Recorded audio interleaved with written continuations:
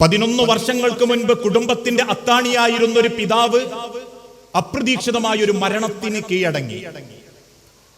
അതിനുശേഷം ആകെയുള്ള ആൺതരിയായ ഷെരീഫ് എന്ന ചെറുപ്പക്കാരൻ പഠിച്ചു. വാപ്പക്ക് ഉപേക്ഷിച്ചല്ലെങ്കിൽ വാപ്പ ഉപേക്ഷിച്ച ജോലിയിൽ അദ്ദേഹം തിരിച്ചു കയറി. ആ ജോലിയിൽ അദ്ദേഹം കയറിയിട്ട് മാസങ്ങളായിട്ടേയുള്ളൂ.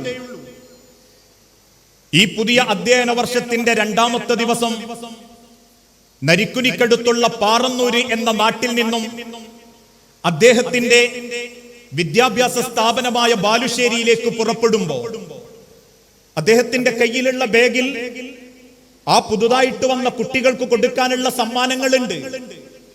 അദ്ദേഹത്തിന്റെ പറക്കമുറ്റാത്ത 3 പൈതലു മക്കളെ അദ്ദേഹം സ്കൂളിലേക്കും മദ്രസയിലേക്കും ചേർത്തതിന് ശേഷമാ സ്കൂളിലേക്ക് അദ്ദേഹം യാത്ര പുറപ്പെടുന്നത്. യാത്രയാക്കാൻ വന്ന ഉമ്മയോടും ഭാര്യയോടും സലാം പറഞ്ഞ് ഒരു റെയിൻകോട്ട് എടുത്ത് ശരീരത്തിലിട്ട് അദ്ദേഹത്തിന്റെ ഇരുചക്ര വാഹനത്തിൽ അദ്ദേഹം ഏകദേശം നന്മണ്ട 13ന്റെ അടുത്തുള്ള അരയന്നപ്പൊയിൽ അമ്പലപ്പൊയിൽ എന്ന പ്രദേശത്തെ റോഡ് സൈഡിലേക്ക് എത്തി. ഒരു സെക്കൻഡിന്റെ 100-ലൊരംശം അദ്ദേഹം യാത്ര ചെയ്യുന്ന അദ്ദേഹത്തിന്റെ ബൈക്കിന്റെ മുകളിലേക്ക് ഒരു മരം അടർന്നു വീഴുകയും തലയിലുള്ള ഹെൽമറ്റ് പൊട്ടി ചെവിയിലൂടെ പമ്പ് ചെയ്യുന്ന രീതിയിൽ രക്തം തെറിച്ച് നിമിഷ നേരം കൊണ്ട് ആ ചെറുപ്പക്കാരൻ ആ റോഡരികിൽ മരണപ്പെട്ടു വീണു. ഒരു സെക്കൻഡിന്റെ 100-ലൊരംശം അദ്ദേഹം ഒന്ന് വൈകുകയോ ഒരൽപ്പം ധൃതിപ്പെടുകയോ ചെയ്തിരുന്നെങ്കിൽ, തൊട്ടു മുൻപിലുള്ള കാറിനെ മറികടക്കാൻ അദ്ദേഹം ആഗ്രഹിച്ചിട്ടില്ലായിരുന്നെങ്കിൽ, അതല്ലെങ്കിൽ അദ്ദേഹത്തിന് നരിക്കുനിയിലെ ജംഗ്ഷനിലുണ്ടായ തിരക്കൊരൽപ്പം നീണ്ടുപോയിരുന്നെങ്കിൽ എന്നൊക്കെ നമ്മൾ ചിന്തിക്കുമായിരുന്നെങ്കിലും പറക്കമുറ്റാത്തന്റെ മക്കളെ യത്തീം മക്കളാവുന്നതോ 28 വയസ്സുള്ള എന്റെ ഭാര്യ വിധവയാകുന്നതോ നോക്കാൻ ആളില്ലാതെ സങ്കടപ്പെടുന്ന എന്റെ ഉമ്മ സങ്കടപ്പെട്ട് ജീവിക്കുന്നതോ എന്റെ മരണത്തെ തടയാൻ പടച്ച റബ്ബിനെ തീരുമാനിപ്പിക്കുന്നില്ല. ആ മയ്യത്തുമായി തിരിച്ച വീട്ടിലേക്ക് കയറി ചെന്നപ്പോ ആ മകന്റെ മയ്യത്ത് കെട്ടിപ്പിടിച്ച ആ ഉമ്മ ചോദിച്ചൊരു ചോദ്യമുണ്ട്. പടച്ചോനെ, എന്തിനാ അങ്ങിന്റെ മോനെ കൊണ്ടുപോയത്? ഞാനല്ലായിരുന്നു റബ്ബേ വയസ്സെത്തി, എനക്കിന്നെ കൊണ്ടുപോയിക്കാടായിരുന്നു റബ്ബേ. എന്തിനാ റബ്ബേ ഇങ്ങിന്റെ പേരക്കുട്ടികളെ എത്തി മക്കളാക്കി? എന്തിനാ റബ്ബേ ഇങ്ങ സാധു പെൺകുട്ടീനെ വിധവയാക്കിയത് എന്നാ ഉമ്മ നെഞ്ചു പൊട്ടി കണ്ണുനീരോടെ ചോദിക്കുന്നുണ്ടെങ്കിൽ, പ്രിയപ്പെട്ടവരെ, അതേ രീതിയിൽ ഒരു പക്ഷേ ഈ ദുനിയാവിൽ നിന്ന് എല്ലാം ഉപേക്ഷിച്ച് ഞാനും നിങ്ങളും യാത്ര പുറപ്പെടാൻ സെക്കൻഡുകൾ അള്ളാഹു തീരുമാനിച്ചിട്ടുണ്ടാവും. നമ്മളെ ആ മരണത്തെ പറ്റി എപ്പോഴെങ്കിലും നമ്മളൊന്ന് ചിന്തിച്ചു നോക്കിയിട്ടുണ്ടോ? മഹാനായ ഉമർ ഇബ്നുൽ ഖത്താബ് റളിയല്ലാഹു അൻഹു ഒരിക്കൽ മദീന പള്ളിയിൽ വെച്ച് സഹാബത്തിനോട് ഓർമ്മപ്പെടുത്തി, കഫാ ബിൽ മൗതി വാഇദ, മരണമാണ് ഏറ്റവും വലിയ ഉപദേശി. മരണത്തെക്കാളും വലിയൊരു ഉപദേശം ഈ ലോകത്തിന് കൊടുക്കാനില്ല. മരണത്തെക്കാളും വലിയൊരു സന്ദേശം ഈ ലോകത്തുള്ള ഒരു വിശ്വാസിക്ക് പടച്ച റബ്ബിന്റെ അരികിൽ നിന്നും കിട്ടാനുമില്ല. ആ മരണം എന്റെയും നിങ്ങളുടെയും ജീവിതത്തിലേക്ക് കടന്നു വരുന്ന ഒരു രംഗത്തെ പറ്റി ഒന്ന് ആലോചിച്ചു നോക്കൂ. ഒരു 10 മിനിറ്റ് കണ്ണടച്ച് സ്വന്തം മരണമൊന്ന് കണ്ണിൽ ആലോചിച്ചു നോക്കൂ. ഈ കാണുന്ന തിരക്കും വെപ്രാളവും, ഈ കാണുന്ന ഓട്ടവും ക്ഷീണവും, ഇതൊന്നും അറിയാതെ വീട്ടിന്റെ ഡൈനിങ് ഹാളിൽ ഒരു കട്ടിലിലോ പായയിലോ നമ്മൾ നീണ്ടു നവർന്ന് കിടക്കും. ഈ കാണുന്ന പവറും ഭംഗിയൊക്കെ ജീവനുള്ളപ്പം മാത്രമേ ഉള്ളൂ. ഈ മുഖത്തിന്റെ ഭംഗി ഈ കണ്ണ, ഈ കണ്ണിന്റെ ഭംഗി 2 കൃഷ്ണമണിയാ. ആ കൃഷ്ണമണി ഈ വലുപ്പത്തിലല്ല, ഒരു ചെറിയ പുള്ളിക്കുത്ത് മാത്രമായിരുന്നെങ്കിൽ ഒരിക്കൽ നോക്കുന്ന ഒരാൾക്ക് പിന്നെ നമ്മളെ മുഖത്തേക്ക് നോക്കാൻ തോന്നൂല, വികൃതമായി പോകും നമ്മളെ മുഖം.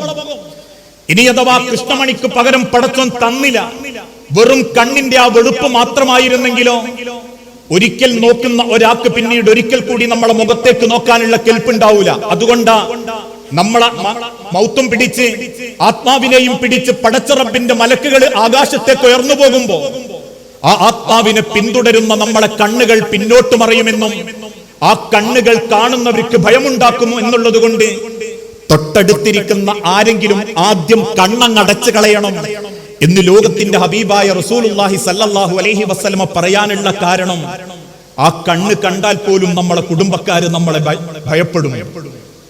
തുറന്നു പോകുന്ന വാ, കറപിടിച്ച പല്ല്, വറ്റിപ്പോയ ചുണ്ട്, ഉണങ്ങിപ്പോയ നാവ്, ഇത് കാണുന്നവർക്കൊരു സങ്കടം ഉണ്ടാക്കാതിരിക്കാൻ കുടുംബക്കാരിൽ ആരെങ്കിലും ഒരു ശീലക്കഷണം കൊണ്ട് നമ്മളെ താടിയെല്ല് വലിച്ചു കെട്ടും.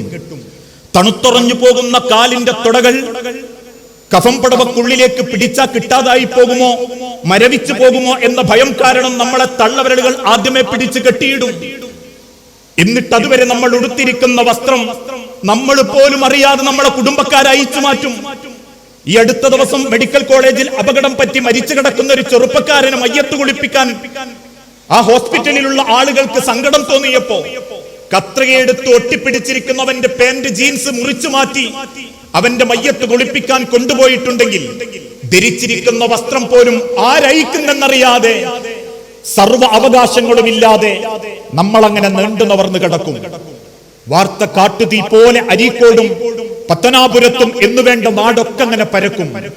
നാട്ടിലുള്ള ഏതെങ്കിലും നിരവധി വാട്സപ്പ് ഗ്രൂപ്പുകളിൽ ഏതോ കല്യാണത്തിന് നമ്മൾ ചിരിച്ചോണ്ടിരിക്കുന്ന ഒരു ഫോട്ടോ കുടുംബക്കാരുടെയിൽ നിന്നും ക്രോപ്പ് ചെയ്തെടുത്ത് അടിയിലൊരു ഇന്നാലില്ലാഹി പേസ്റ്റ് ചെയ്തിട്ട് നാട്ടുകാരിൽ ചിലർ അറിയിക്കും, ഇന്നാലിന്ന വീട്ടിലെ ഇത്ര വയസ്സുകാരനായ ഇന്ന വ്യക്തി മരണപ്പെട്ടിരിക്കുന്നു, വൈകുന്നേരം 3:30 മണിക്ക് അരീക്കോട് ജുമാ മസ്ജിദിൽ മയ്യത്ത് നമസ്കാരം എന്ന് നാട്ടുകാർ അറിയുന്ന ഒരു ചിത്രത്തിന്റെ താഴെ നിർവികാരതയോടുകൂടി, അല്ലെങ്കിൽ വികാരങ്ങളില്ലാതെ ഞാനും നിങ്ങളും ആ നമ്മളെ വീട്ടിന്റെ സിറ്റ് ഔട്ടിലോ ഡൈനിങ് ഹാളിലോ നീണ്ടു നിവർന്നങ്ങനെ കിടക്കും.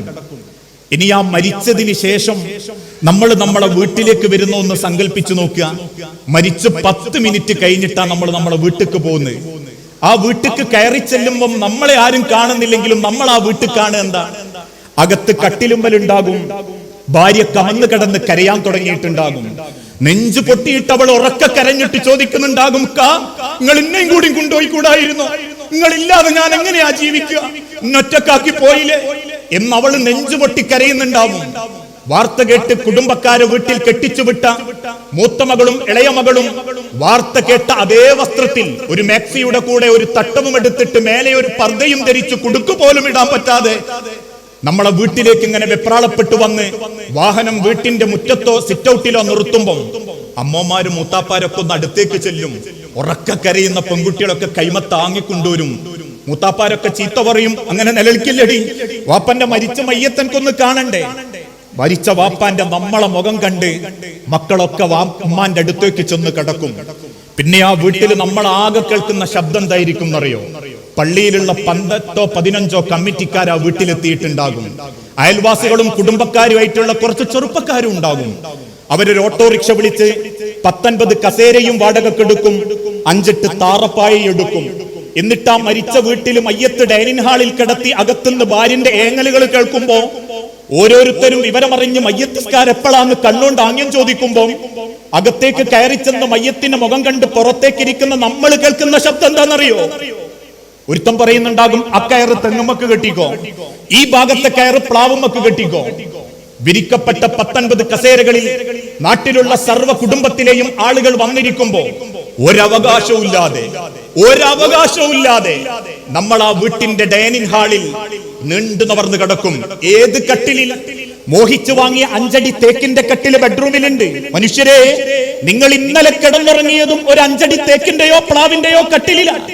പക്ഷേ നാളെ നിങ്ങൾക്ക് ജീവനില്ലെങ്കിൽ ഏതു മക്കളാ വാപ്പാന്റെ മയ്യത്ത് കിടത്താൻ ബെഡ്റൂമിലെ തേക്കിന്റെ കട്ടിൽ വലിച്ചോണ്ടുവരാറുള്ളത്? വാപ്പയും വാപ്പന്റെ വാപ്പയും കാക്കക്കാരണവന്മാരും ജീവിച്ചിരുന്ന കാലത്ത് ഉപയോഗിച്ചിരുന്ന ഏതെങ്കിലും ഒരു പഴകിയ കട്ടിൽ വീട്ടിന്റെ വറകുപുരയിലോ കുടുംബക്കാരന്റെ വീട്ടിലോ അയൽപ്പക്കക്കാരന്റെ അടുക്കളയിലോ അവന്റെ വറകുപുരയിലോ ഉണ്ടെങ്കിൽ അതെടുത്തോണ്ട് വന്ന് കുറച്ച് വെള്ളമൊഴിച്ച് അതൊന്ന് വൃത്തിയാക്കി അത് ഡൈനിങ് ഹാളിലേക്ക് പിടിച്ചിട്ടിട്ട് ഒരു പായം വിരിച്ച് നമ്മൾ അതിന്റെ മേലെ കിടത്തും. നാട്ടിൽ ഓരോരുത്തരും നമ്മളെ മുഖം കാണാൻ വരും. അതിൽ പകള്ളോനുണ്ട്, അതിൽ വെറുത്തു പോയോനുണ്ട്, നമ്മളോട് ദേഷ്യമുള്ളവരുണ്ട്. കാണാൻ നമ്മളുമില്ല, വന്നിട്ടെന്തെന്ന് അറിയിക്കാൻ ഓനെ കൊണ്ടിട്ട് പറ്റിയില്ല. മുഖം കണ്ട് ഓരോരുത്തരും മാറി നിൽക്കുമ്പം ഓരോരുത്തരും മയ്യത്ത് നമസ്കാരത്തിന്റെ ബോർഡ് നോക്കി വീട്ടിലേക്ക് തിരിച്ചു മടങ്ങുമ്പം ചില കുടുംബക്കാര് ചോദിക്കും, ഒന്ന് കുളിപ്പിക്കാൻ എടുക്കല്ലേ? അന്ന് വരെ ഒറ്റക്ക് കുളിച്ച നമ്മളെ 5-6 ആളുകൾ കൂടി കുളിപ്പിക്കും.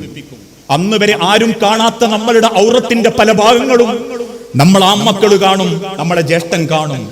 ഇടത്തെ കയ്യിൽ ശീല ചുറ്റി ഒറ്റയ്ക്ക് വിസർജിച്ചിരുന്ന നമ്മളെ വയറമർത്തി അവർ വിസർജിപ്പിച്ചു തരും. എന്നിട്ട് കുളിച്ചു കുട്ടപ്പനായി ഒരു പുതുമണവാളനെ പോലെ കർപ്പൂരത്തിന്റെ വെള്ളവും ചേർത്ത് 3 വള്ളപ്പടവയിൽ വീട്ടിന്റെ സിറ്റ് ഔട്ടിലേക്ക് അല്ലെങ്കിൽ ഡൈനിങ് ഹാളിലേക്ക് വീണ്ടും നമ്മളെ കൊണ്ടുവെക്കും. ആ സമയത്ത് ചില കാരണവന്മാര് വാച്ചിലോക്കിയിട്ട് പറയും, 3:30 മയ്യത്തസ്കാരെങ്കിൽ ഒരു 3-നെങ്കിലും ഇറങ്ങണം. നടക്കാനുള്ളവരൊക്കെ ആദ്യം അങ്ങ് നടന്നു തുടങ്ങി. വാഹനമുള്ളവരൊക്കെ ഒന്ന് പള്ളിക്ക് പോയി ഒന്നെടുത്ത് അങ്ങ് നിന്നോളൂ. മയ്യത്തുമായിട്ട് എടുക്കാൻ പറ്റുന്ന 10-20 ആളുകൾ മയ്യത്തിന്റെ നമ്മളെ കട്ടിലിന്റെ പിന്നാലെ അവര് നമ്മളെ പ്രാർത്ഥിച്ചോ മനസ്സിൽ ചിന്തിച്ചോ നമ്മളെ കട്ടിലിന്റെ പിന്നാലെ നടന്നു വരും. ആ രംഗമൊക്കെ ഒന്ന് മനസ്സിലാലോചിച്ച് നോക്കണം മനുഷ്യരെ. ഈ കഴിഞ്ഞ ദിവസം ഇതുപോലെ കുടുംബത്തിൽ ഒരു മരണം ഉണ്ടായപ്പോ അപ്രതീക്ഷിതമായിട്ട് പെട്ടെന്ന് മരണം കൂട്ടിക്കൊണ്ടുപോയ ഒരു ചെറുപ്പക്കാരൻ. ആ ചെറുപ്പക്കാരന്റെ മയ്യത്ത് അവസാനം കൊണ്ടുപോകാൻ നേരത്തെ കാരണവന്മാര് വാച്ചോക്കിയിട്ട് പറഞ്ഞു, ഇനി വെച്ചോണ്ടിരിക്കാൻ പറ്റൂല. കാരണം എന്താ? ഈ കാണുന്ന പവറും പത്രാസും ഒക്കെ ജീവനുള്ളപ്പോഴേ ഉള്ളൂ. മണിക്കൂറിൽ 3 ലക്ഷത്തിലധികം ലിറ്റർ രക്തം നമ്മളെ ശരീരത്തിന്റെ ഞരമ്പുകളിലൂടെ കുതിച്ചു പായുന്നുണ്ട്. ഞാനും നിങ്ങളും അറിയാതെ ഇരിക്കുന്ന ഈ സെക്കൻഡിൽ പോലും സെക്കൻഡ് വ്യത്യാസത്തിൽ ലിറ്റർ കണക്കിന് രക്തം നമ്മളെ ശരീരത്തിലൂടെ കുതിച്ചു പായുന്നുണ്ട്. അതോടാനുള്ള കഴിവെന്താണെന്നറിയോ? നമുക്ക് ജീവനുള്ളതാ. പക്ഷേ ജീവൻ നിലയ്ക്കുന്നതോടുകൂടി കുതിച്ചു പായാനുള്ള രക്തങ്ങൾക്ക് ജീവനില്ലാതാവും. പിന്നെ അവർ പുറത്ത് ചാടാൻ വെപ്രാളപ്പെടും.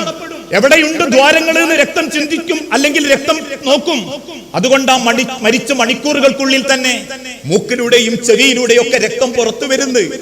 ജീവനുള്ളപ്പോഴേ രക്തത്തിനും വിലയുള്ളൂ, ജീവനുള്ളപ്പോഴേ നമുക്കും വിലയുള്ളൂ. ആ രക്തം കാണുന്ന നേരത്ത് ചില കുടുംബക്കാർ പറയൂലേ, ഇനി വെച്ചോണ്ടിരിക്കാൻ പറ്റൂലട്ടോ, ബ്ലഡ് വരുന്നുണ്ട്, പെട്ടെന്ന് എടുക്കണം.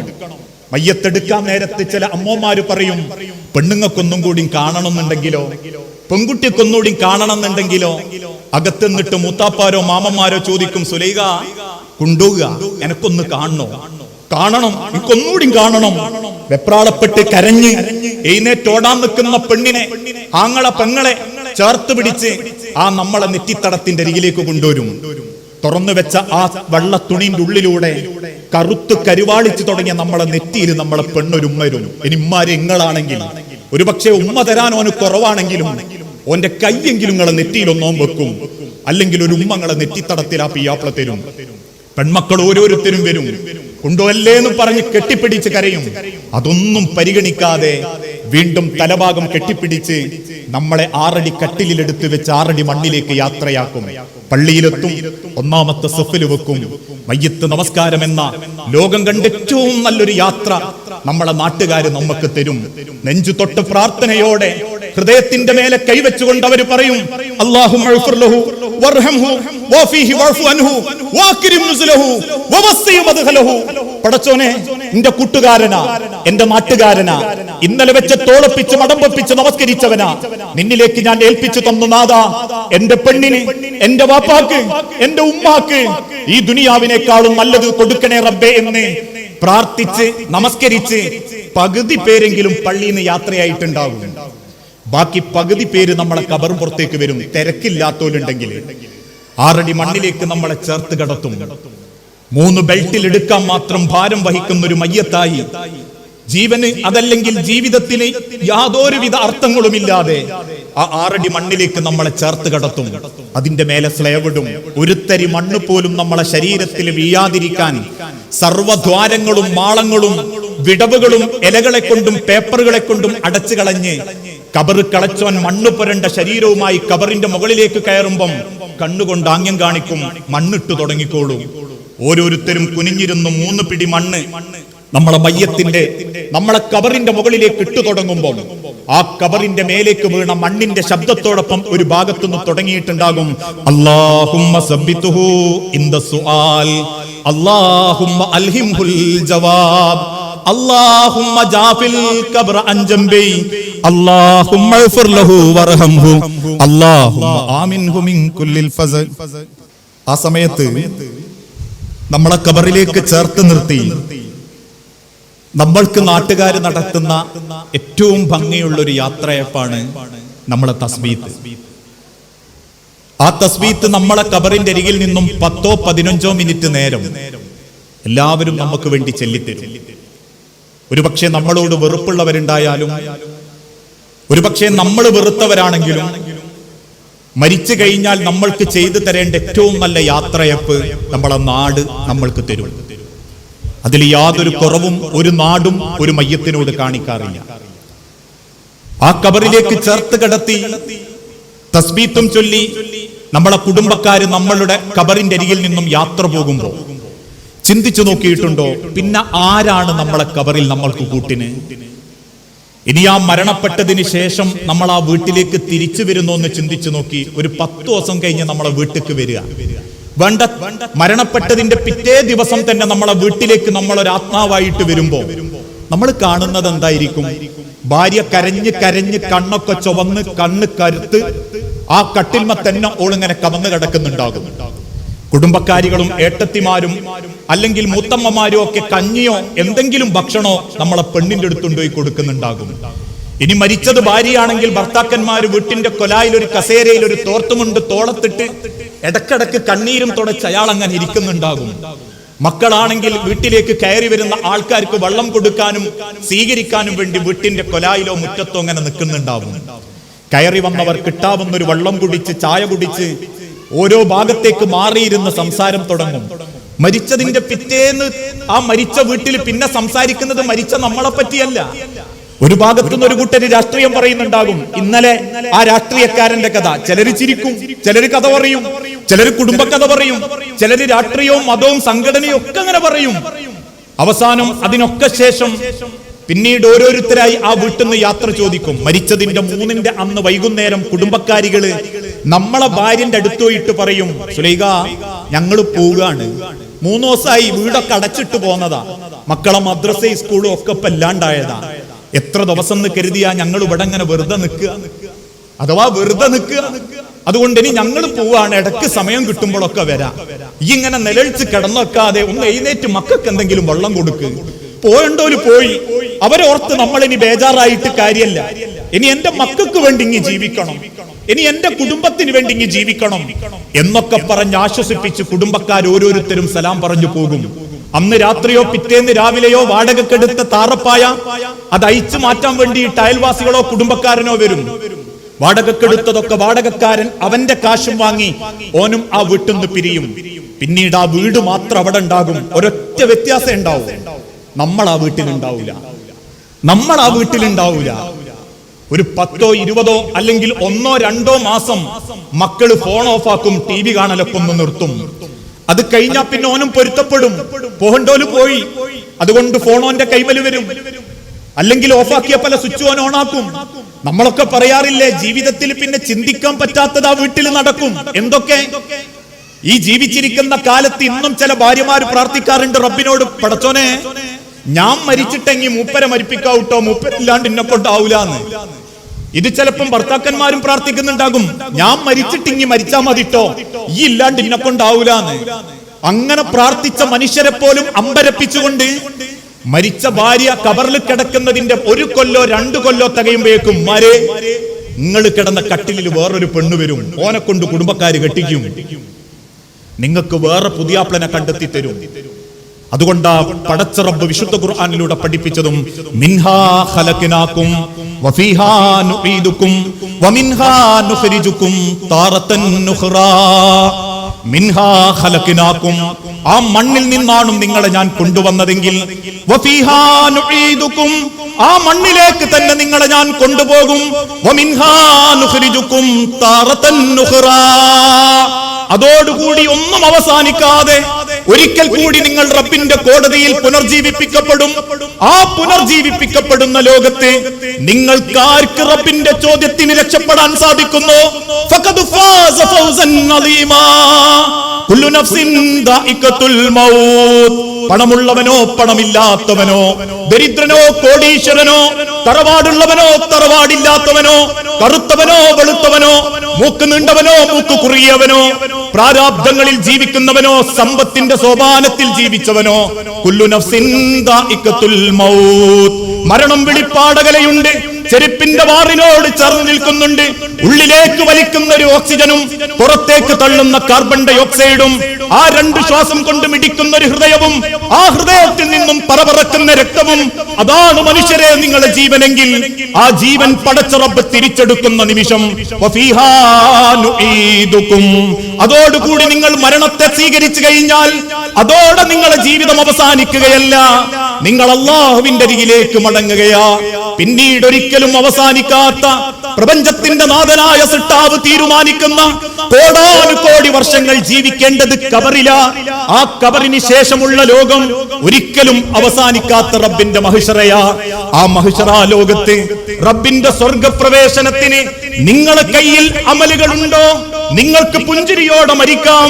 10,000 മയ്യത്ത് നമസ്കരിച്ചിട്ടില്ലെങ്കിലും, ലക്ഷക്കണക്കിന് ആളുകൾ നിങ്ങളെപ്പറ്റി നല്ലത് പറഞ്ഞിട്ടില്ലെങ്കിലും, നിങ്ങളെപ്പറ്റി ആളുകൾക്ക് മറ്റേത് കുടുംബക്കാരന് അഭിപ്രായമില്ലെങ്കിലും, പ്രപഞ്ചത്തിന്റെ നാഥനായ റബ്ബ് നിങ്ങളെ തൃപ്തിപ്പെട്ടിട്ടുണ്ടെങ്കിൽ നാളെ റബ്ബിന്റെ അരികിലേക്കുള്ള മടക്കം നിങ്ങൾക്ക് സമാധാനമാക്കാൻ പറ്റും.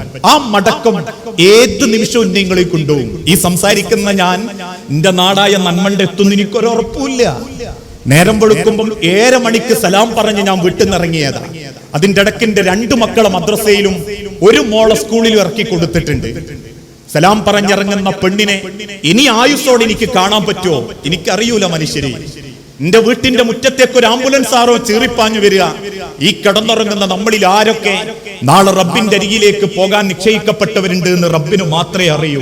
അതുകൊണ്ട് ഒരിക്കൽ അബൂ ഹുറൈറ റളിയല്ലാഹു അൻഹു മരണവെപ്രാളം കാണിക്കുന്നുണ്ട് എന്ന് സഹാബാക്കളിൽ ചിലർ കേട്ടപ്പോ അബൂ ഹുറൈറ റളിയല്ലാഹു അൻഹുവിനെ ഒന്ന് സന്ദർശിക്കാൻ വേണ്ടി കുറച്ച് സഹാബാക്കൾ കയറി ചെന്നു നോക്കുമ്പോ കാണുന്നത് കണ്ണ് നിറഞ്ഞു കിടക്കുന്ന അബൂ ഹുറൈറ റളിയല്ലാഹു അൻഹുവിനെ. സഹാബത്ത് ഒരല്പം പുച്ഛത്തോടെ ചോദിച്ചു, അബൂ ഹുറൈറ, താങ്കൾക്ക് മരണത്തെ ഇത്ര പേടിയാണോ? അബൂ ഹുറൈറ റളിയല്ലാഹു അൻഹു പറഞ്ഞു, സഹാബത്തെ, ഞാൻ മരണത്തെ പേടിച്ചിട്ടല്ല കരയുന്നത്, പിന്നെന്തിനാ അബൂ ഹുറൈറ താങ്കൾ കരഞ്ഞ്? അബൂ ഹുറൈറ റളിയല്ലാഹു അൻഹു വിതുമ്പുന്ന ചുണ്ടോടുകൂടി സഹാബത്തിനോട് പുറത്തേക്ക് വിരളി ചൂണ്ടിയിട്ട് പറഞ്ഞു, അസ്സഫറു തുവീലുൻ, ഞാനൊരു യാത്രക്കിറങ്ങുകയാ. മരണമെന്ന യാത്ര മനുഷ്യരെ ഒരിക്കലും അവസാനിക്കാത്ത ഒരു ലോകത്തേക്കുള്ള യാത്രയാണ് മരണം. എല്ലാം അവസാനിക്കുന്നതല്ല മരണം. ഒരിക്കലും അവസാനിക്കാത്ത ഒരു ലോകത്തേക്കുള്ള യാത്രയാണ് മരണം. അസ്സഫറു തുവീലുൻ, അതിന്റെ ധൈര്യം എന്റെ റബ്ബിന് മാത്രമേ അറിയൂ. ആദം നബി അലൈഹിസ്സലാത്തു വസ്സലാം മുതൽ ഈ നിമിഷത്തിന്റെ തൊട്ടു സെക്കൻഡ് മുൻപ് വരെ മരിച്ച പലരും ആ ഖബർ എന്ന ബർസഖിയ ലോകത്താണ്. അസ്സഫറു തുവീലുൻ, ലോകത്തിന്റെ ഹബീബായ നബി തങ്ങൾ പോലും 1400 വർഷത്തിലധികം ആ ഖബറിൽ ജീവിക്കുന്നുണ്ടെങ്കിൽ അസ്സഫറു തുവീലുൻ, ആ യാത്ര അത് വല്ലാത്തൊരു സുദീർഘമായ യാത്ര തന്നെയാണ്. ആ യാത്ര എനിക്ക് എളുപ്പമാകണമെങ്കിൽ വസ്സാദു ഖലീലുൻ, എന്റെ കയ്യിൽ ഭക്ഷണം കുറവാ, എന്റെ കയ്യിൽ എന്റെ യാത്ര സുഖപ്പെടുത്താനുള്ള ഭക്ഷണങ്ങൾ കുറവാ. ലോകത്തിന്റെ ഹബീബായ പ്രവാചകന്റെ കൂടെ ജീവിച്ചു തുടങ്ങിയ അന്ന് മുതൽ എനിക്ക് കിട്ടിയതേ എന്റെ കയ്യിലുള്ളൂ. എന്റെ ജാഹിലിയത്തിൽ ഞാൻ ചെയ്ത തെറ്റുകൾ നിരവധിയാ, എന്റെ പാപങ്ങൾ അനവധിയാ, എന്റെ തോന്നിവാസങ്ങൾ അനവധിയാ. കുടിച്ചു കൂത്താടി വ്യഭിചരിച്ച് നടന്ന എന്റെ ജീവിതത്തെ മാറ്റിമറിച്ച് അള്ളാഹുവിന്റെ റസൂലിന്റെ കൂടെ ജീവിച്ചപ്പോ കിട്ടിയ കുറച്ച് നന്മകൾ എന്ന അമലുകള്, ആ ഭക്ഷണം മാത്രമേ എന്റെ കയ്യിലുള്ളൂ. വസ്സാദു ഖലീലുൻ, എന്റെ കയ്യിൽ ഭക്ഷണം കുറവാ സഹാബത്തെ. വൽ മൗതു ഖരീബുൻ, മരണം അതെവിടെയോ എത്തിയിട്ടുണ്ട്. മരണം അതെന്റെ വീടിന്റെ വാതിൽക്കൽ എത്തിയിട്ടുണ്ട്. ആ മരണത്തെ മനസ്സിലാലോചിക്കുന്ന ഞാൻ എങ്ങനെയാ പിന്നെ അമലുകളുടെ കുറവ് ആലോചിച്ച് കരയുകയല്ലാതെ ഞാൻ എങ്ങനെയാ സഹാബത്തെ ചിരിക്കുക എന്ന് ചോദിച്ചിട്ടുണ്ടെങ്കിൽ, പ്രിയപ്പെട്ട സഹോദരങ്ങളെ, നാളെ റബ്ബിന്റെ അരികിലേക്ക് പോകാൻ ഒരുങ്ങി നിൽക്കുന്ന, ഒരിക്കലും ഒരാൾക്കും തടയാൻ പറ്റാത്ത ആ മരണത്തിന്റെ മുൻപിൽ എന്തുണ്ട് പടച്ചോനെ തൃപ്തിപ്പെടുത്താൻ? ഒരു നല്ല വിശ്വാസം, ഒരു നല്ല കുടുംബം, ഒരു നല്ല സാമ്പത്തികം, ഒരു നല്ല സ്വഭാവം. പലർക്കും ഒരു തെറ്റിദ്ധാരണ ഉണ്ട്, 6 അടി മണ്ണിലേക്ക് ഇറക്കി വെച്ച് കഴിഞ്ഞാൽ നസലൽ അമീനു മലക്കു ജിബ്രീൽ അലൈഹിസ്സലാത്തു വസ്സലാമയിലൂടെ പടച്ച റബ്ബ് നിശ്ചയിച്ച മലക്കുകൾ ഖബറിലേക്ക് വരും. എന്നിട്ട് ആ ഖബറാളിയെ തട്ടി വിളിച്ച് ഖബറിന്റെ ഭിത്തിയിലേക്കൊന്ന് ചാരിക്കടത്തും. എന്നിട്ട് ചോദിക്കും, മൻ റബ്ബുക, നിന്റെ റബ്ബാര? ഇത് കേൾക്കുമ്പോൾ ചിലപ്പോൾ നമ്മളിൽ ചിലർക്ക് തോന്നാറില്ലേ, റബ്ബി അല്ലാഹ്, എന്റെ റബ്ബ് അല്ലാഹുവാണെന്ന് പറയാം. ആ റബ്ബി അല്ലാഹ് എന്ന വാക്ക് പറയാൻ എന്തെളുപ്പ എന്നൊക്കെ നമ്മൾ ചിന്തിക്കാറുണ്ട്. പക്ഷേ പടച്ച റബ്ബിന്റെ ഖബറിൽ ആ വാക്കുച്ചരിക്കാൻ നമ്മളെ കൊണ്ട് സാധിക്കാതെ വരും. റബ്ബി അല്ലാഹ് എന്ന് പറയാൻ ഒരു വിശ്വാസിക്ക് പടച്ച റബ്ബ് അവസരം കൊടുക്കുന്നത് അവൻ റബ്ബിൽ ഇസ്സത്തിന് വേണ്ടി ജീവിച്ചവനാവണം. അവൻ റബ്ബിന് വേണ്ടി പരലോകം ആഗ്രഹിച്ച് ചിന്തിച്ചവനാവണം. പറയാൻ എളുപ്പമുള്ളതും കേൾക്കാൻ രസമുള്ളതുമായ ആ രണ്ട് വാക്കുപോലും ഖബറിൽ ഉച്ചരിക്കാൻ കിട്ടൂലാന്ന് റബ്ബിന്റെ ചോദ്യത്തിന്റെ മുൻപിൽ. കാരണം അള്ളാഹുവിന്റെ തിരുദൂതൻ മദീന പള്ളിയിൽ വെച്ചത് പറഞ്ഞപ്പം സഹാബാക്കളിൽ ചിലർ ചോദിച്ചു, നബിയെ ഷഹാദത്ത് കലിമ നാവ് കൊണ്ട് പറഞ്ഞവർക്കൊക്കെ അത് പറയാൻ കിട്ടൂലേ? തിരുദൂതൻ തലയാട്ടിയിട്ട് പറഞ്ഞു, ലാ, കിട്ടൂല സഹാബത്തെ. ഹൃദയം കൊണ്ട് റബ്ബിനെ സ്നേഹിക്കുകയും ആ ഹൃദയം കൊണ്ട് റബ്ബിനെ തൃപ്തിപ്പെടുത്തുകയും ചെയ്തവർക്കല്ലാതെ. സഹാബത്ത് നോക്കി നിൽക്കുമ്പോൾ ബിലാൽ ഇബ്നു റബാഹ റളിയല്ലാഹു അൻഹുവിനെ ചൂണ്ടി പ്രവാചകൻ കണ്ണീരോടെ പറഞ്ഞു, എന്റെ ബിലാലിന് അത് പറയാൻ കിട്ടും. കാരണം ചുട്ടുപൈത്ത മണലാരണ്യത്തിൽ മലർത്തിക്കിടത്തി നെഞ്ചത്ത് വലിയ പാറക്കല്ലുകൾ വെച്ച് ചാട്ടവാറുകൊണ്ട് ശരീരത്തിൽ രക്തത്തുള്ളികൾ അടിച്ചു തെറിപ്പിക്കുമ്പോ പോലും തെറിക്കുന്ന രക്തത്തോടൊപ്പം അടിക്കുന്ന ശത്രുവിന്റെ കണ്ണിൽ നോക്കി അല്ലാഹു അക്ബർ എന്ന് പ്രഖ്യാപിച്ച എന്റെ ബിലാലിന് അത് പറയാൻ കിട്ടും. വെള്ളത്തിൽ മുക്കിപ്പിടിച്ച് ശ്വാസം മുട്ടിച്ചു കൊന്ന അമ്മാർ റളിയല്ലാഹു അൻഹുവിന് അത് പറയാൻ കിട്ടും. വസ്ത്രങ്ങളയച്ച് മരത്തിൽ പിടിച്ച് കെട്ടിയിട്ട് ഇരുമ്പ് കമ്പി ചുട്ടുപഴിപ്പിച്ച് ശരീരത്തിന്റെ മുഖ്യസ്ഥാനത്ത് കുത്തിക്കയറ്റിയ സുമയ്യ എന്ന ധീര വനിതക്കത് പറയാൻ കിട്ടും. ഉഹുദിന്റെ രണാങ്കണത്തിൽ ചതിച്ചു കൊല്ല ചെയ്യപ്പെടുകയും കരളുകൾ ചവച്ചു തുപ്പപ്പെടുകയും ചെയ്ത എന്റെ എളാപ്പ ഹംസ റളിയല്ലാഹു അൻഹുവിനെ ആ തൗഹീദിന്റെ വാക്കുകൾ ഉച്ചരിക്കാൻ പറ്റും. പക്ഷേ അള്ളാഹുവിന്റെ പരലോകത്തേക്കുള്ള യാത്രയിൽ ഖബറിൽ അത് ഉച്ചരിക്കാൻ കിട്ടണമെങ്കിൽ റബ്ബിന് വേണ്ടി ജീവിച്ചവരാകണം. ഇന്നതില്ല. ഞാൻ എല്ലാവരും അത്തരക്കാരി എന്ന അർത്ഥത്തിലില്ല. റബ്ബിൽ വിശ്വസിക്കുന്നവനാണോ അവന്റെ സമ്പത്ത് നന്നാവും. റബ്ബിൽ വിശ്വസിക്കുന്നവരാണോ അവന്റെ കുടുംബം നന്നാവും. റബ്ബിൽ വിശ്വസിക്കുന്നവരാണോ അവന്റെ ഇബാദത്തുകൾ നന്നാവും, അവന്റെ സമ്പത്ത് നന്നാവും, അവന്റെ കുടുംബം നന്നാവും. ബാക്കിയെല്ലാം ആ ഇബാദത്തിനെ കൊണ്ട് അവനെ ശുദ്ധീകരിക്കാനും സാധിക്കും. എങ്കിൽ ആ തിരിച്ചറിവോട് കൂടി പെരുമാറാൻ നമ്മളെ കൊണ്ട് സാധിക്കുന്നില്ലെങ്കിൽ അത് വിശ്വാസത്തിന്റെ കുറവാണ്. ഒരു ഭാഗത്ത് നല്ല ഇബാദത്തുണ്ട്, മറുഭാഗത്ത് കുടുംബക്കാരനായിട്ട് പിണക്കില്ല. ഇപ്പൊ അങ്ങനെയൊക്കെ ഫാഷൻ. പള്ളിയിൽ ഒന്നാമത്തെ സഫിലുണ്ടാകും, ദീനീ കാര്യങ്ങളിലൊക്കെ മുൻപന്തിയിലുണ്ടാകും, ഇടക്കിടക്ക് ഹജ്ജിനും അല്ലെങ്കിൽ ഉംറക്കും പോകുന്നുണ്ടാകും. പക്ഷെ കുടുംബത്തിലുള്ള പിണക്ക് അങ്ങനെ തന്നെ ഉണ്ടാവും. ആള് നല്ല ദീനിയായിരിക്കും, നാട്ടുകാരെ പച്ചയിറച്ചി തിന്നുന്നതിൽ യാതൊരു മടിയും ഉണ്ടാവില്ല. കുടുംബത്തിൽ നല്ല ഖുർആൻ ക്ലാസ്സിനൊക്കെ പോകും. ആഴ്ചയിൽ എവിടെയാണോ ഖുർആൻ ക്ലാസ്, അത് കോഴിക്കോടാണെങ്കിൽ അവിടെ, അരീക്കോടാണെങ്കിൽ അവിടെ, പത്തനാപുരത്താണെങ്കിൽ അവിടെ, എല്ലാ നാട്ടിലും ഖുർആൻ ക്ലാസ്സിൽ സർവ്വ മൗലവിമാരുടെയും സദസ്സിൽ പങ്കെടുക്കും. പക്ഷേ നാവിനെ നിയന്ത്രിക്കുന്നിടത്ത് പല സ്ത്രീകളും പരാജയപ്പെടും, പല പുരുഷന്മാരും പരാജയപ്പെടും. അതേതിന്റെ ചരിത്രം എങ്ങനെ, എന്തുകൊണ്ട് എന്ന ചോദ്യത്തിന് അള്ളാഹുവിന്റെ ഹബീബായ നബി തങ്ങൾ പഠിപ്പിച്ചു, ഈമാൻ കൽബിൽ നിറയാത്തത് കൊണ്ട്. ആ കൽബിൽ ഈമാൻ ഉണ്ടെങ്കിൽ നമ്മളെ കുടുംബത്തെ ഏറ്റവും ഭംഗിയാക്കി കൊണ്ടു നടക്കാൻ നമ്മളെ കൊണ്ട് സാധിക്കും. ഏറ്റവും ഭംഗിയിൽ ആ കുടുംബത്തെ അള്ളാഹുവിന് തൃപ്തിപ്പെടുന്ന രീതിയിൽ എത്തിക്കാൻ നമ്മളെ കൊണ്ട് സാധിക്കും. പ്രിയപ്പെട്ടവരെ, ഈ ലോകത്ത് നിന്ന് ഇന്നല്ലെങ്കിൽ നാളെ റബ്ബിന്റെ അരികിലേക്ക് തിരിച്ചു പോകുമ്പോൾ നമ്മൾ ഏറ്റവും കൂടുതൽ പരാജയപ്പെടുന്നത് ആ കുടുംബത്തിന്റെ വിഷയത്തിലായിരിക്കും. മദീന പള്ളിയിൽ വെച്ച് കണ്ണുനീരോടെ സഹാബത്തിനെ അള്ളാഹുവിന്റെ റസൂലുള്ള ഓർമ്മപ്പെടുത്തി, എന്റെ ഉമ്മത്ത് റബ്ബിന്റെ മുൻപിൽ തലകുനിക്കേണ്ടി വരിക അവരുടെ കുടുംബത്തിന്റെ വിഷയത്തിലായിരിക്കും. കുടുംബത്തെ പറ്റിയുള്ള ചോദ്യത്തിന്റെ മുൻപിൽ അവർ അപമാനിക്കപ്പെടും. കുടുംബത്തെ പറ്റിയുള്ള ചോദ്യത്തിന്റെ മുൻപിൽ അവർ അള്ളാഹുവിനോട് ഉത്തരം കിട്ടാതെ വെപ്രാളപ്പെടും. അന്ന് റബ്ബിന്റെ കോടതിയിൽ അള്ളാഹുവിന്റെ ഏറ്റവും വലിയ ശത്രുക്കളായി റബ്ബ് അവരെ തീരുമാനിക്കുമ്പോൾ അതെന്തിന്റെ കാരണമെന്ന ചോദ്യത്തിന് ഒരൊറ്റ ഉത്തരമേ ലോകത്തിന്റെ ഹബീബായ നബി തങ്ങൾ പഠിപ്പിച്ചിട്ടുള്ളൂ. അവരുടെ കുടുംബത്തെ റബ്ബിന്റെ സ്വർഗത്തിലെത്തിക്കാൻ വേണ്ടി പണിയെടുക്കാൻ ആ കുടുംബത്തിലുള്ള പലർക്കും സാധിച്ചിട്ടില്ല. മദീന പള്ളിയിൽ വെച്ച് നബി സല്ലല്ലാഹു അലൈഹി വസല്ലമ ഒരായത്തോതുമ്പോഴേക്കും സഹാബാക്കൾ ബോധം കെട്ടു വീഴും. സഹാബാക്കൾ ബോധം കെട്ടു വീഴുന്ന ശബ്ദം കേട്ട റസൂലുള്ളാഹി സല്ലല്ലാഹു അലൈഹി വസല്ലമ നിസ്കരിച്ച് സലാം വെട്ടിയതിനു ശേഷം ബോധം കെട്ട സഹാബത്തിന്റെ അരികിൽ ചെന്ന് വെള്ളം തെളിക്കും. ബോധം തെളിഞ്ഞ സഹാബാക്കൾ കണ്ണീരോടെ സങ്കടപ്പെട്ട് റസൂലുള്ളാഹിന്റെ മുൻപിലിരിക്കുമ്പോൾ പ്രവാചകൻ ചോദിക്കുന്ന ചോദ്യമുണ്ട്, സഹാബത്തെ എന്തേ നിങ്ങൾ സങ്കടപ്പെടാനുള്ള കാരണം? അവര് സങ്കടത്തോടെ തിരിച്ചു പറഞ്ഞു, നബിയെ, നിങ്ങൾ ഓതിയ ആയത്ത് കേട്ടപ്പം മനസ്സിന് താങ്ങാൻ പറ്റിയില്ല നബിയെ, സഹിക്കാൻ പറ്റുന്നില്ല നബിയെ. അള്ളാഹുവിന്റെ തിരുദൂതൻ ചോദിച്ചു, നിങ്ങളെ മനസ്സിനെ പിടിച്ചു കുലുക്കിയ വചനം ഏതായിരുന്നു? സഹാബാക്കൾ ഓതി പൂർത്തിയാക്കാൻ പറ്റാതെ, തിരിച്ചോതിക്കൊടുക്കാൻ പറ്റാതെ വെപ്രാളപ്പെടുമ്പോ ഇബ്നു മസ്ഊദ് റളിയല്ലാഹു അൻഹു അള്ളാഹുവിന്റെ ഹബീബിനെ അത് ഓതിക്കൊടുത്തു. യാ അയ്യുഹല്ലദീന ആമനൂ ഖൂ അൻഫുസകും വഅഹ്ലീകും നാറാ വഖൂദുഹൻ നാസു വൽ ഹിജാറ അലൈഹാ മലായികത്തുൻ ഗിലാദുൻ ശിദാദുൻ ലാ യഅസൂന അല്ലാഹ മാ അമറഹും വയഫ്അലൂന മാ യുഅ്മറൂൻ. യാ അയ്യുഹല്ലദീന ആമനൂ, അല്ലയോ സത്യവിശ്വാസികളെ, 5 വക്ത് നിസ്കരിക്കുന്ന മുഅ്മിനെ, അല്ലാഹുവിന്റെ കാബാലയം തവാഫ് ചെയ്തവരെ, ഒരു ജാറത്തിലും ചെന്ന് ശിർക്ക് ചെയ്യാത്തവരെ, ഒരു മക്ബറയും മൂടാത്തവരെ, അല്ലാഹുവിന്റെ പ്രവാചകൻ പഠിപ്പിക്കാത്ത ബിദ്അത്തുകൾ ജീവിതത്തോട് ചേർത്ത് നിർത്താത്തവരെ, നിങ്ങൾ നിങ്ങളെ മാത്രം രക്ഷപ്പെടുത്തിയാ പോരാ. ഇന്ന് അങ്ങനെയുണ്ട് ചില വാപ്പാര് പറയും, ഞാൻ സുബ്ഹിക്ക് പള്ളി പോകാറുണ്ട്, മക്കളോ ഓൻ 12:00 1 മണിക്കോ വന്നാ കിടക്കാറുള്ളത്, ഞാൻ അധികം ഫോൺ ഉപയോഗിക്കാറില്ല, പക്ഷേ മക്കളോ, അല്ലെങ്കിൽ ഞാൻ ഖുർആൻ ക്ലാസ്സിന് പോകാറുണ്ട്, മക്കളോ ഞാൻ ഖുർആൻ ഓതാറുണ്ട്, മക്കളോ അൻഫുസകും ഞാൻ ക്ലിയറാ എന്ന് പറഞ്ഞ റബ്ബിന്റെ അടുത്ത് രക്ഷപ്പെടാൻ പറ്റൂല.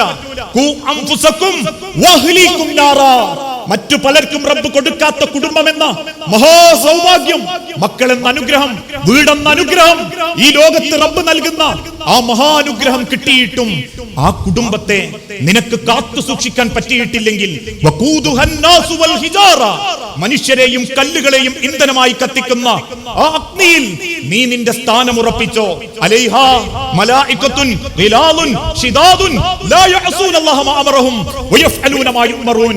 കഠിനരും ശക്തരും, ഒരു ഉമ്മാന്റെ കരച്ചിലിനും ഒരു വാപ്പാന്റെ കരച്ചിലിനും തിരുത്താനോ നിയന്ത്രിക്കാനോ സാധിക്കാത്ത പ്രപഞ്ചത്തിന്റെ നാഥന്റെ കഠിനരായ മലക്കുകൾ കാവല് നിൽക്കുന്ന ആ നരകാഗ്നിയിൽ നിന്ന് നിങ്ങളുടെ കുടുംബത്തെ നിങ്ങൾ രക്ഷപ്പെടുത്തണമേ എന്നുള്ള ആയത്ത് കേൾക്കുമ്പോഴേക്കും സഹാബാക്കൾ ബോധം കെട്ടുകയും അവർ കണ്ണീരോടെ ചോദിക്കും, നബിയേ, കുടുംബം കൊണ്ട് ഞങ്ങളെ അള്ളാഹു അപമാനിക്കുമോ? മക്കളെ കൊണ്ട് അള്ളാഹു ഞങ്ങളെ അപമാനിക്കുമോ? ബന്ധങ്ങളെ കൊണ്ട് പടച്ച റബ്ബ് ഞങ്ങളെ അപമാനിക്കുമോ നബിയെ?